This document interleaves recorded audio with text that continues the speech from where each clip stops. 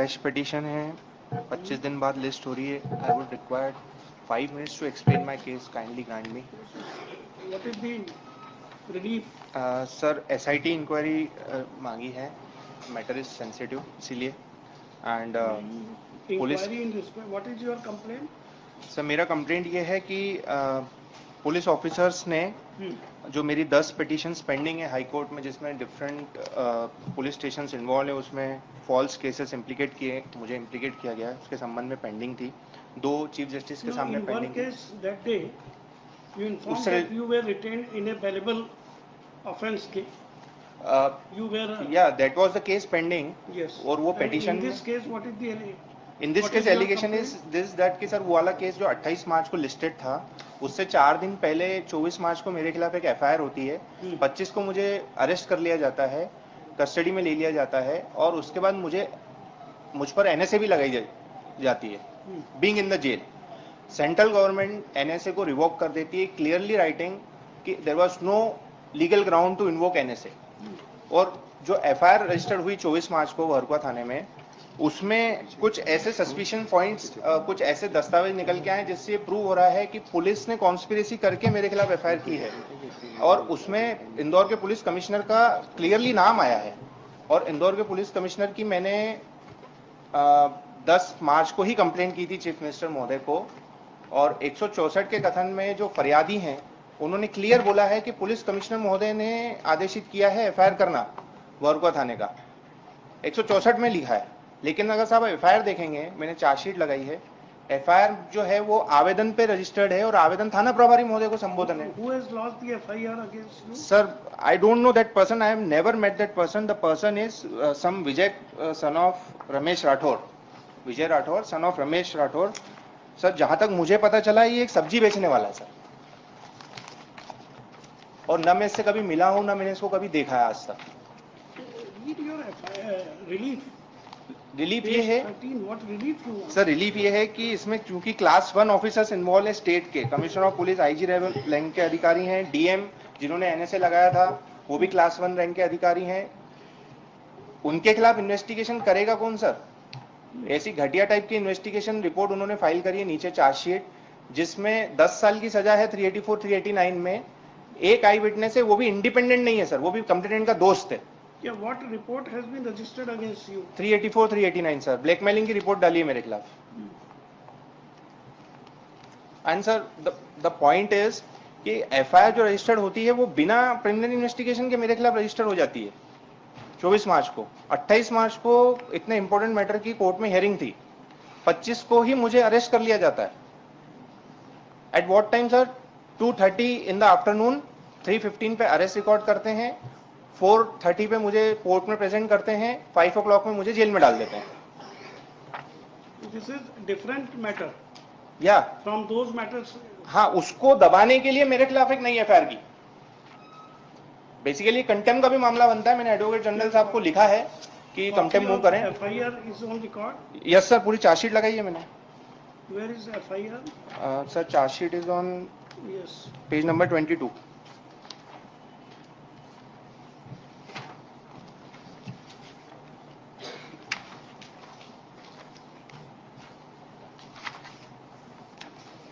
Page 31.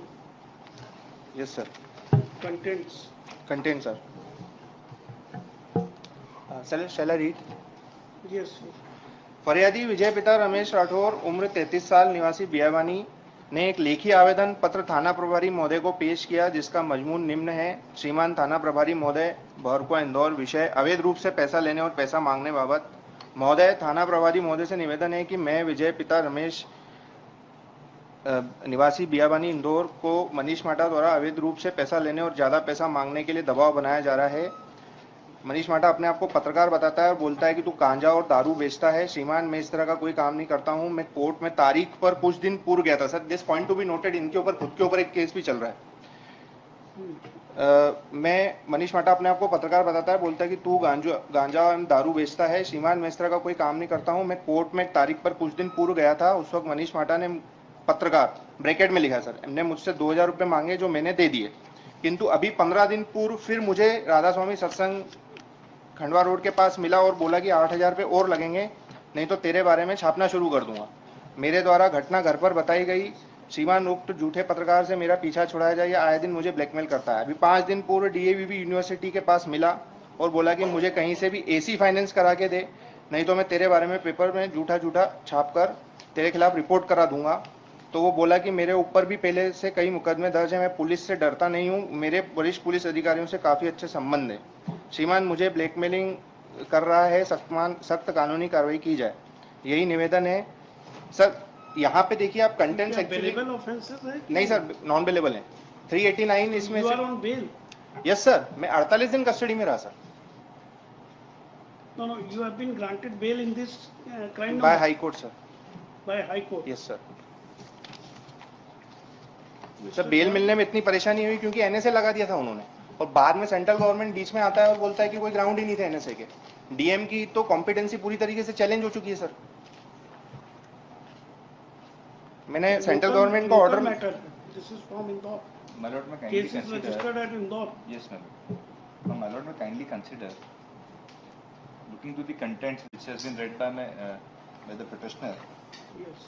That if any complaint comes to any of the police station, we are bound to register the same.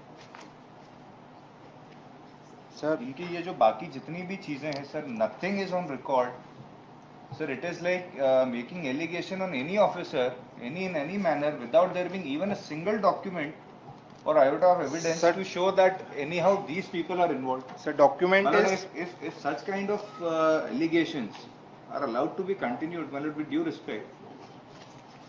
Sir, kindly see. And all these officials are senior officials, my lord. Sir, I am presenting the proof. Page number 41 पे 164 के कथन है फरियादी के। Sir kindly read, उसमें proof है। Page 41।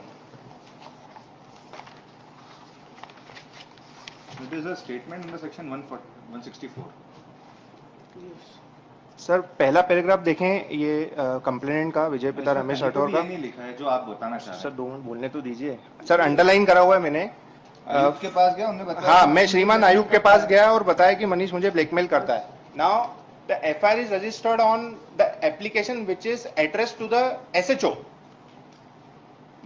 और sir एक और मेरे पास प्रूफ है। Singly depicts that. मैं और प्रूफ देता हूं sir. To register an FIR. Sir मैं और प्रूफ देता हूं। पेज नंबर 21 देखेंगे सर प्लीज। इसमें मेरे द्वारा